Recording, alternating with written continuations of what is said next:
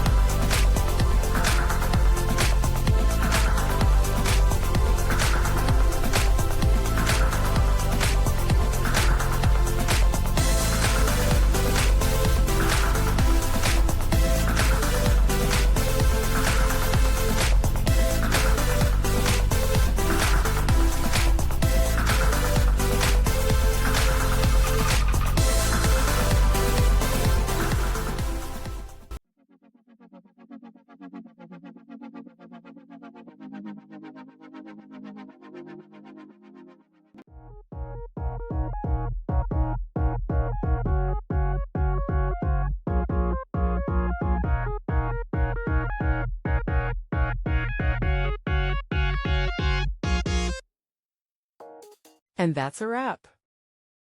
I hope you found the answer you were looking for. If you did, take a second to hit that subscribe button. It really helps out. And let me know in the comments which solution worked best for you. See you next time in the debug zone.